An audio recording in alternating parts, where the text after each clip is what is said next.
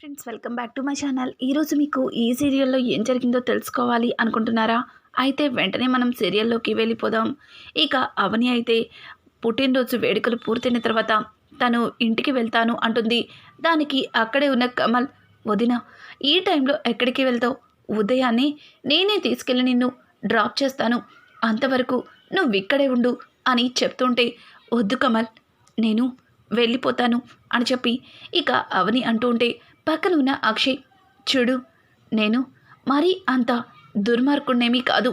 ఈ టైంలో నువ్వు ఎక్కడికి వెళ్ళాల్సిన అవసరం లేదు, ఇక్కడే ఉండొచ్చు అని చెప్పి అక్షయ్ అయితే అవనిని ఉండమని చెప్పి తనైతే అక్కడి నుంచి లోపలికి వెళ్ళిపోతాడు. అక్షయ్ అన్న మాటలకి అవని చాలా సంతోషిస్తుంది. కానీ పార్వతి మాత్రం అవని దగ్గరకు వచ్చి, ఛీ, నీకు సిగ్గులేదు?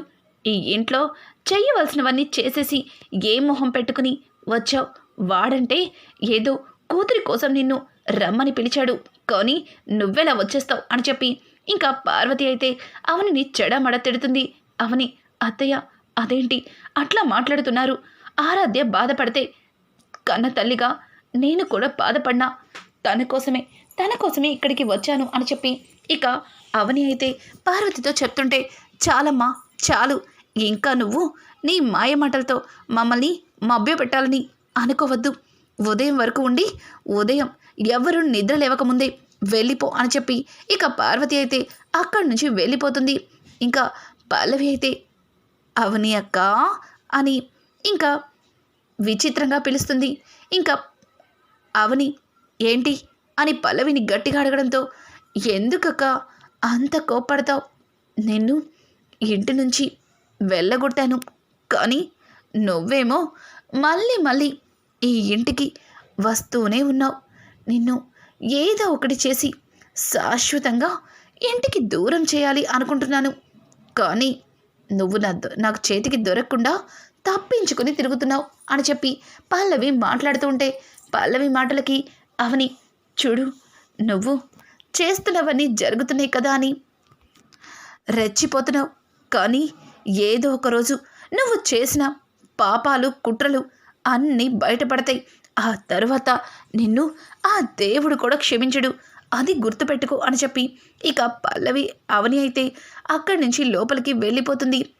పల్లవి, ఎంత పొగరు దీన్ని ఇంటి నుంచి పంపించేసినా దీని పొగరు మాత్రం తగ్గలేదు అని చెప్పి ఇక పల్లవి అక్కడి నుంచి లోపలికి వెళ్తుంటే ఉన్నట్టుండి పల్లవికి చక్రధర్ కాల్ చేస్తాడు. ఇంకా చక్రధర్ కాల్ చేసిన పల్లవి, డాడేంటి ఈ టైంలో కాల్ చేశారు అని చెప్పి ఇంకా పల్లవి ఫోన్ తీసుకుని బయటకైతే వస్తుంది. అనుకోకుండా అవని కూడా పల్లవిని గమనిస్తుంది. పల్లవి ఏంటి ఈ టైంలో బయటకు వెళ్తుంది అని చెప్పి ఇక తన వెనకే అవని కూడా వెళ్తుంది. ఇంకా అక్కడ ఎవరు లేరనుకుని పల్లవి ఫోన్ లిఫ్ట్ చేస్తుంది. ఇంకా చక్రధర్, బేబీ, అక్కడ ఏం జరుగుతుంది అని అంటుంటే, డాడ్, మనం ఏదైతే అనుకుంటున్నామో అదే జరుగుతుంది, కానీ అవనిని ప్రతిసారి మనం చేసే పనిలో అడ్డుపడుతుంది. ఆ ప్రణతిని చాలా ప్లాన్ చేసి ఇంటి నుంచి వెళ్ళగొట్టాను, కానీ దాని గురించి ఇంకా మా ఇంట్లో ఎవరికి పూర్తి వివరాలు తెలియలేదు. అది బయటపడిన మరుక్షణం నువ్వు ఏం చేయాలో నీకు బాగా తెలుసు కదా అని అంటుంటే, చూడు బేబీ, నేను చేయాల్సింది చేస్తాను. ముందు ఆ ప్రణతి కడుపుతో ఉందన్న నిజం అందరికీ తెలిసేలా చెయ్యి అని అంటుంటే, డాడ్, అది చేస్తాను. అవని ఎలాగో ఇక్కడే ఉంది, అది ఇక్కడ ఉన్నప్పుడే అందరి ముందు నిజాన్ని బయట పెట్టాలి అనుకున్నాను, కానీ ఈ విషయం నీకెలా తెలుసని ఆ అవని నన్ను నిలదీస్తుంది. తరువాత ఎక్కడ దాని దగ్గర ఇరుక్కుంటానా అని నిజాన్ని బయట పెట్టకుండా ఉన్నాను అని చెప్పడంతో ఒక్కసారిగా అక్కడే ఉన్న అవని షాక్ అయిపోతుంది. ఇక పల్లవి అయితే, డాడ్, ఆ నిజాన్ని బయట పెట్టడానికి రేపే ముహూర్తాన్ని పెడుతున్నాను అని చెప్పి ఇక పల్లవి అయితే చక్రధర్తో మాట్లాడి కాల్ కట్ చేస్తుంది. వెనక్కి తిరిగి చూసేసరికి అక్కడ అవని కనిపిస్తుంది. అవనిని చూసిన పల్లవి కంగారు పడుతూ, ఏయ్, నువ్వేంటిక్కడ అని అంటుంటే ఇక అవని చాలా కోపంగా పల్లవి చెంప చల్లు అనిపిస్తుంది. ఇంకా పల్లవి, నన్నెందుకు కొడుతున్నావు, నేనేం చేశాను అని చెప్పి ఇంకా కంగారు పడుతూ అవనిని అడుగుతుంటే, చూడు, నువ్వు కనుక నిజం చెప్పకపోతే తర్వాత నేను నిన్ను చంపేస్తాను. చెప్పు, నువ్వు నువ్వు ఇంట్లో జరుగుతున్న వాటికి కారణమని నాకు ఇప్పుడిప్పుడే అర్థమవుతుంది. అసలు నువ్వేం చేసావు, ఏం చెయ్యబోతున్నావు చెప్తావా లేదా అని చెప్పి ఇక అవని అయితే పల్లవిని పట్టుకుని నిలదీస్తుంటుంది. పల్లవి అయితే, చూడు, నేనేం చేస్తాను, నేనేం చేయలేదు, చేయాల్సినవన్నీ నువ్వే చేసేసావు. వాటిని ఎట్లా చక్కదిద్దాలని నేను ఆలోచిస్తున్నాను అంతే అని అంటుంటే, పల్లవి, ఇప్పుడే చెప్తున్నాను, అవని జీవితం ప్రణతి జీవితం అట్లా అవ్వడానికి కారణం నువ్వే అన్న నిజం నాకు తెలిస్తే ఆ మరుక్షణం నిన్ను క్షమించేది లేదు. ఎన్ని రోజులు నువ్వు ఎన్ని తప్పులు చేసినా దాన్ని చూసి చూడనట్టుగా ఊరుకున్నాను అంటే కేవలం కన్నయ్య నీ మీద పెంచుకున్న ప్రేమ, అలాగే మన 2 కుటుంబాల మధ్యలో ఎట్లాంటి విభేదాలు రాకూడదని, ఇక కన్నయ్య బిడ్డ నీ కడుపులో పెరుగుతున్నాడని. కానీ నువ్వు మాత్రం ఇలా ఇంట్లో ఒక్కొక్కరి జీవితాన్ని పాడు చేస్తూ ఉంటే మాత్రం చూస్తూ ఊరుకునేది లేదు అని చెప్పి ఇక అవని మాట్లాడుతూ ఉంటే, పల్లవి తన మనసులో, అమ్మయ్య, ఇది ఏం వినలేదు, కానీ ఏదన్నా తెలిస్తే మాత్రం అస్సలు ఊరుకోదని అర్థమవుతుంది. దీని దగ్గర కాస్త జాగ్రత్తగా ఉండాలి అని చెప్పి పల్లవి అయితే లోపలికి వెళ్ళిపోతుంది. ఇక అవని తన మనసులో పల్లవి గురించి ఆలోచిస్తూ, చూడు పల్లవి, నువ్వేదో తప్పు చేస్తున్నావని మాత్రం నాకు అర్థమవుతుంది. అదేంటో తెలుసుకోవాలి, కానీ ఎలా అని చెప్పి ఇక అవని అయితే ఆలోచిస్తూ ఉండగా ఇంతలో శ్రీకర్ అవని దగ్గరికి వస్తాడు. వదినా, మీరు ఇంకా నిద్రపోలేదా అని అడగడంతో, లేదు శ్రీకర్, నిద్ర పట్టట్లేదు అని అంటూ ఉంటే ఇక శ్రీకర్, అవును వదినా, నేను ప్రణతి పెళ్లి దగ్గర నుంచి మీతో మాట్లాడాలి అనుకుంటున్నాను, కానీ అస్సలు వీలు పడలేదు. ఏంటొదినా, అంత సడన్గా మన ప్రణతి భరత్ని పెళ్లి చేసుకోవడం ఏంటి? అసలు భరత్ ప్రణతి ఎప్పుడు ప్రేమించుకున్నారు అని అంటూ ఉంటే దానికి అవని, చూడు శ్రీకర్, చెప్తాను, అంతా చెప్తాను, కానీ ఇప్పుడు కాదు, చెప్పవలసిన టైం వచ్చినప్పుడు, నాకు కొంచెం టైం కావాలి అని అంటుంటే, వదిన, భరత్ ప్రణతి ప్రేమించుకోలేదని అర్థమవుతుంది. మరి ప్రణతి ప్రేమించినవాడు ఎక్కడున్నాడు? అసలు మన ప్రణతి ప్రేమించిన వాడిని పెళ్లి చేసుకోకుండా భరత్ని పెళ్లి చేసుకోవడం ఏంటి? ఇదంతా చూస్తుంటే ఏదో జరిగిందని మాత్రం అనిపిస్తుంది అని అంటూ ఉంటే, అవును జరిగింది శ్రీకర్, కానీ దాన్ని నేను నీకు చెప్పలేను అని అంటుంటే, చూడొదిన, ఎట్లాంటి సమస్యనైనా ఒక్కరే ఎదుర్కొంటారు, కానీ కొన్ని సమస్యల్ని నలుగురితో పంచుకుంటేనే మంచిది. చూడండి, మీరు నా చెల్లెలు ప్రణతి కోసం ఎంతో బాధపడుతున్నారు, అలాగే ఇంట్లో అందరి ముందు తలదించుకున్నారు. ప్లీజ్ కనీసం ఏం జరిగిందో నాకన్నా చెప్పండి, నేను మీకు సహాయంగా ఉంటాను అని చెప్పి ఇక శ్రీకర్ అయితే అవనిని అడుగుతూ ఉంటాడు. ఇంతలో అవని జరిగిందంతా కూడా శ్రీకర్ ముందు పెడుతుంది. ఒక్కసారిగా శ్రీకర్ జరిగింది విని షాక్ అయిపోతాడు. ఏంటొదినా, ఏం మాట్లాడుతున్నారు?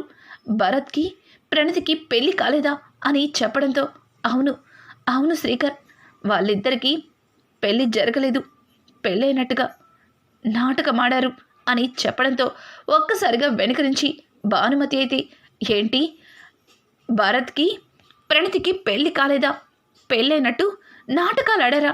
రేయ్ రాజేంద్ర, పార్వతి, పల్లవి, కమల్, అందరూ రండి అని చెప్పి ఇక అందరినీ పిలుస్తుంది. భానుమతి అయితే ఒక్కసారిగా, పల్లవి, ఇదేంటి అమ్మమ్మ ఇప్పుడు పిలుస్తుంది, పైగా ఇక్కడ చూస్తే శ్రీకర్ బావ అలాగే అవని ఉన్నారు, కొంపతీసి నేను ఫోన్లో మాట్లాడిందంతా అవని వినేసిందా, నా దగ్గర విననట్టు నటించిందా అని చెప్పి పల్లవి భయపడుతూనే హాల్లోకి వస్తుంది. ఇంకా రాజేంద్ర అయితే, అమ్మా ఏంటమ్మా అర్ధరాత్రులు నిద్రపోకుండా ఈ అరుపులు కేకలేంటి అని అంటుంటే, ఒరే రాజేంద్ర, ఎన్ని రోజులు ఈ అవని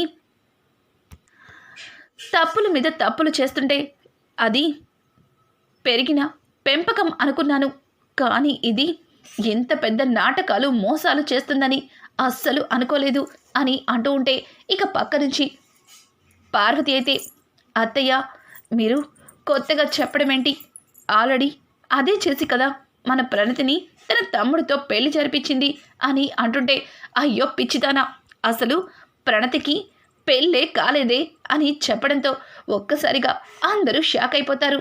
ఇక అక్షయ్ అయితే, నానమ్మ ఏం మాట్లాడుతున్నావు అని అంటుంటే, అవునురా అక్షయ్, ఈ అవని చెప్తుంటే విన్నాను.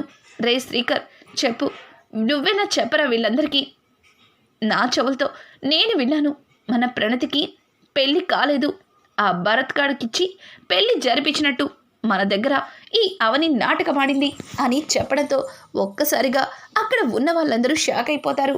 ఇంకా పల్లవి అయితే భయపడుతుంటుంది. అవని పల్లవిని గమనించడంతో, ఇదేంటి అందరూ ఒకలా ఉంటే పల్లవి మాత్రం ఎందుకు అంతలా టెన్షన్ పడుతుంది, పైగా తను దాచిపెట్టిన నిజాన్ని బయట పెడుతున్నట్టు ఎందుకు అంతలా కంగారు పడుతుంది అని చెప్పి ఇంకా అందరూ అవని అయితే పల్లవినే చూస్తుంది. ఇంకా పల్లవి, నానమ్మ నువ్వు అనవసరంగా పొరపాటు పడుతున్నావు, అట్లాంటిది జరిగి ఉండదు, మనందరం కూడా చూసాం కదా, భరత్ ప్రణతి పెళ్లి చేసుకుని మన ఇంటికే కదా వచ్చారు అని అంటుంటే, చూడవే పిచ్చి మొహం వేసుకొని నువ్వు ఇంకా ఈ అవని చెప్పిన మాటల్ని గుడ్డిగా నమ్ముతున్నావా అని చెప్పి ఇంకా భానుమతి మాట్లాడుతుంటే, రాజేంద్ర భానుమతి దగ్గరకు వచ్చి, అమ్మా ఏంటమ్మా ఏం చెప్తున్నావు అని అంటుంటే, అవును నేను చెప్తుంది నిజం రాజేంద్ర, ఈ అవని మన శ్రీకర్తో చెప్తుంటే విన్నాను, మన ప్రణతికి పెళ్ళి కాలేదంట, పెళ్ళైనట్టు నటించిందంట అని చెప్పడంతో ఒక్కసారిగా అక్షయ్ అవని దగ్గరకు వచ్చి, చెప్పు, నిజం చెప్పు, నానమ్మ చెప్తుంది నిజమా, భరత్కి ప్రణతికి పెళ్ళి కాలేదా అని అడగడంతో ఇక అవని అయితే, ఏవండి ఒక్కసారి నేను చెప్పేది వినండి అని చెప్పి తను ఏదో చెప్పబోతుంటే, ఆపు ఆపు, అడిగిన దానికి మాత్రమే సమాధానం చెప్పు, భరత్కి ప్రణతికి నిజంగా పెళ్ళి జరిగిందా లేదా అని అడగడంతో ఇక జరగలేదని చెప్పి అవని అటు ఇటు తల ఊపుతుంది. ఒక్కసారిగా నిజం తెలుసుకున్న పార్వతి ఆనందపడిపోతుంది. ఇక రాజేంద్ర అయితే ముందుకు వచ్చి, మరి వాళ్ళిద్దరికీ పెళ్లి జరిగినట్టు ఎందుకు ఎందుకు అబద్ధం చెప్పావు, నలుగురిలో నా కుటుంబం తల దించుకునేలా ఎందుకు చేశావు అని రాజేంద్ర అడగడంతో ఇంకా అవని అయితే, మావయ్య గారు ఒక్కసారి నేను చెప్పేది వినండి అని అంటుంటే, వద్దు నువ్వేం చెప్పద్దు, నువ్వేం చెప్పాలనుకుంటున్నావో నాకు అర్థమైంది అని చెప్పి ఇక పల్లవి ముందుకి వచ్చి అవనిని మాట్లాడనివ్వకుండా నానా గొడవ చేస్తుంది. మావయ్య గారు, ఈ అవని చాలా అంటే చాలా క్రిమినల్ బ్రెయిన్ అని మీకు ఇంకా అర్థం కాలేదా, మిమ్మల్ని అలాగే మన కుటుంబాన్ని బాధ పెట్టాలని, అలాగే అందరి ముందు మన కుటుంబం తల దించుకోవాలని తను భరత్ని పెళ్లి చేసుకోపోయినా పెళ్లి చేసుకున్నట్టు నాటకమాడింది. ఒకవేళ ప్రణతి నిజంగానే ప్రేమించిన వాడి కోసం ఇంటి నుంచి వెళ్ళిపోతే తను ప్రేమించిన వ్యక్తి తనని మోసం చేస్తుంటే తనకి నచ్చ చెప్పి ఇంటికి తీసుకురావాలి. ఇక గుట్టు చప్పుడు కాకుండా మనం చూసిన అబ్బాయితో ప్రణతికి పెళ్లి జరిపించి ఉండేవాళ్ళం. ఆ తర్వాత కొన్నాళ్ళు తను బాధపడిన తర్వాత తనే సర్దుకుపోయేది. కానీ అలా చేయకుండా కావాలని భరత్ని తీసుకొచ్చి తనతో పెళ్లి జరిగినట్టుగా అబద్ధం చెప్పి అందరినీ నమ్మించింది. అంటే మీకు ఇంకా అర్థం కాలేదా, ఈ అబద్ధాన్ని నిజం చేయడం కోసమే ఇదంతా చేసింది. తను ఆడుతున్న నాటకాన్ని మీరు ఇంకా ఎందుకు తెలుసుకోలేకపోతున్నారు అని చెప్పి పల్లవి అయితే ఇక జరిగింది తనేదో చూసినట్టుగా వాళ్ళ ఇంట్లో అందరికీ చెప్తుంది. ఇక అక్షయ్ అయితే ఆమె దగ్గరకు వచ్చి, చెప్పు, నువ్వు ఏం నిజాన్ని దాచిపెట్టావు, అసలు ప్రణతి ఎవరిని ప్రేమించింది, తను ఎక్కడున్నాడు అని అడగడంతో, అయ్యో, ప్రేమించినవాడు ఎక్కడున్నాడో తెలీదు, ఎలా ఉంటాడో కూడా తెలీదు. ప్రణతి చచ్చిపోవాలని సూసైడ్ అటెంప్ట్ చేసింది. అందుకే ఆ క్షణం తనని కాపాడడం కోసం ఏం చేయాలో తెలియలేదు. ఈ పెళ్ళి ఆపాలన్నా, తనని మరెవ్వరికిచ్చి పెళ్ళి జరిపించకూడదన్నా దానికి ఒక్కటే సొల్యూషన్ అని భరత్తో తనకి పెళ్ళి జరిగినట్టు మీ అందరినీ నమ్మించాను, మీకు అబద్ధం చెప్పాను అని చెప్పి అవని మాట్లాడుతూ ఉంటే, అవని మాటలకి ఇంకా పార్వతి కోపాన్ని తట్టుకోలేక నిన్ను నిన్ను నిన్ను చంపేయాలనంత కోపంగా ఉంది. ప్రణతి ప్రేమించినవాడు తనని మోసం చేస్తుంటే తనకి నచ్చ చెప్పి ఇంటికి తీసుకురావాల్సింది పోయి, తనని ఇంకెవ్వరికి ఇచ్చి పెళ్లి జరిపించకూడదని నీ తమ్ముడితో పెళ్లి జరిగినట్టు అబద్ధం చెప్తావా? అంటే నీ తమ్ముడికే తనని ఇచ్చి పెళ్లి చేయాలి అని చెప్పే కదా ఇదంతా చేసావు అని అంటుంటే, ఇక పల్లవి అయితే, అంతే కదా అత్తయ్య, ఇక తన తమ్ముడితో పెళ్లి జరిగిందని ఊరందరికీ తెలుస్తుంది.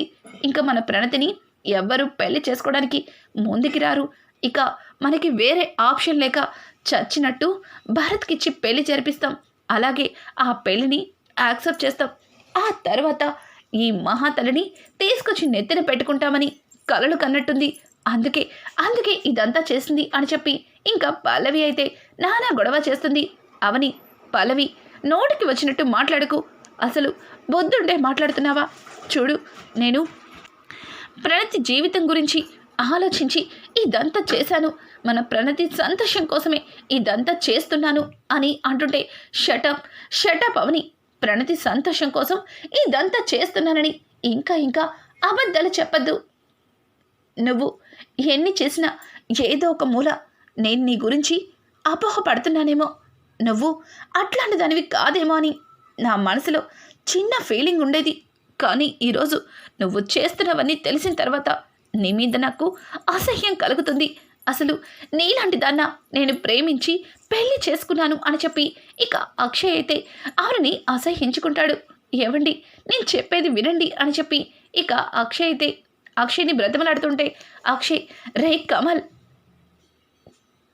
తిను ఇక్కడ ఉండడానికి వీల్లేదు, తనని తీసుకెళ్ళి తను ఉండే దగ్గర డ్రాప్ చేసి వచ్చేయి అని చెప్పి ఇక అక్షయ్ అక్కడి నుంచి వెళ్ళిపోతాడు.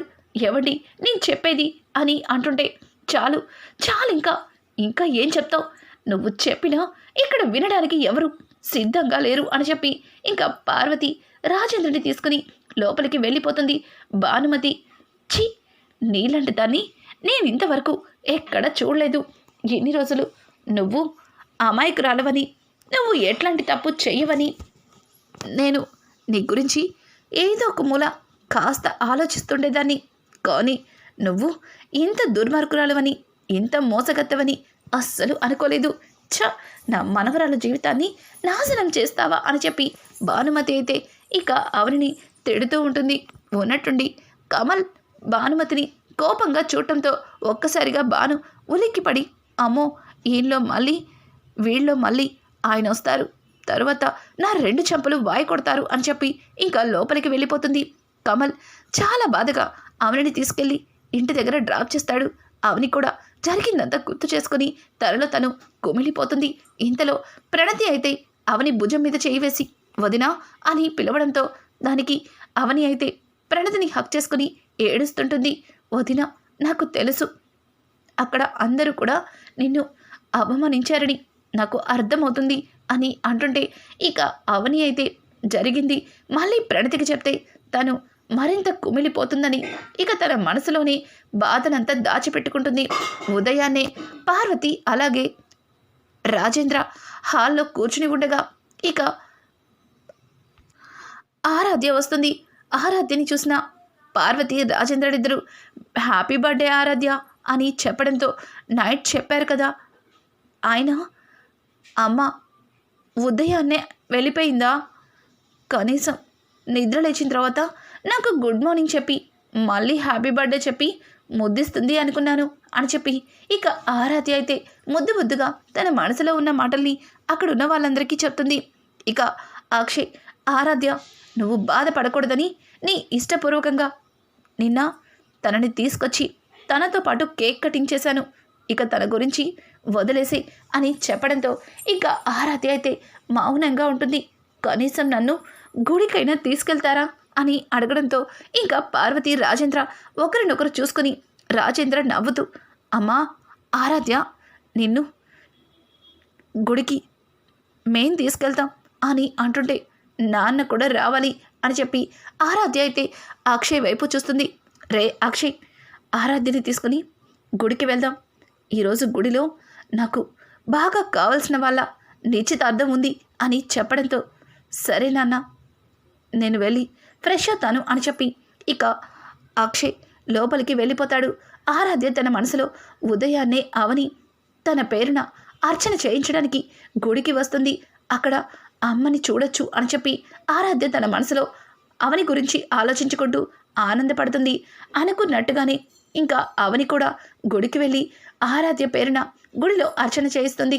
ఇంకా గుడిలో పూజారి గారు అవనిని చూసి, అమ్మ ఈరోజు చాలా మంచి రోజు, సాయంత్రం గుడిలో పూజలు జరుగుతాయి, మీరు ఖచ్చితంగా రావాలి అని చెప్పడంతో నేనా అని అవని అంటుంటే, చూడమ్మా నువ్వు చాలా మంచి అమ్మాయివి, నేను ఈ గుడిలో పూజారిగా వచ్చిన దగ్గర నుంచి నిన్ను చూస్తూనే ఉన్నాను, నీలాంటి అమ్మాయిని ఇంతవరకు చూడలేదు. చూడమ్మా ఈ గుడిలో నువ్వు మనస్ఫూర్తిగా ఏదనుకుంటే అది జరుగుతుంది అని చెప్పి పంతులు గారైతే ఇంకా అవనికి చెప్తారు. అవని తన మనసులో నా కూతురు బాగుండాలి, అలాగే ఆయన నన్ను అర్థం చేసుకోవాలి, ఇక ప్రణతి ప్రేమించిన వ్యక్తి దొరికి తనతో ప్రణతి జీవితం సంతోషంగా ఉండాలి అని చెప్పి ఇక అవని అయితే కోరుకుంటూ ఉంటుంది. అదే టైంలో ఒక పెళ్లి కొడుకు పెళ్లి కూతురు ఇద్దరు కూడా గుడికి ఎంటర్ అవుతారు. వాళ్ళిద్దరూ ఇంకా అవని అయితే గుడిలో పూజ చేస్తూ ఉంటుంది. ఇంతలో అక్కడికి పార్వతి అలాగే అక్షయ్ ఇక రాజేంద్ర కూడా వస్తారు. గుడిలో వాళ్ళు ఏదైతే నిశ్చితార్థానికి వచ్చారో అక్కడ ఆ నిశ్చితార్థ వేడుకలకి వెళ్ళి వాళ్ళతో మాట్లాడుతూ ఉంటారు. కరెక్ట్గా అదే టైంలో రామరాజు అలాగే వేదవతి కూడా వస్తారు. వేదవతి అయితే అవనిని చూసి, ఈ అమ్మాయి ఎంత చక్కగా ఉందో, ఎంత బాగా పూజ చేస్తుంది అని చెప్పి వేదవతి ఆమెని చూసి సంతోషపడుతుంది. ఆ తర్వాత ఇద్దరు కూడా లోపలికి వెళ్తారు. వాళ్ళని చూసిన రాజేంద్ర అలాగే పార్వతి, నమస్కారం నమస్కారం రామరాజు గారు అని చెప్పి ఇక రామరాజుని వేదవతిని వాళ్ళు నమస్కారం పెట్టి పలకరిస్తుంటారు.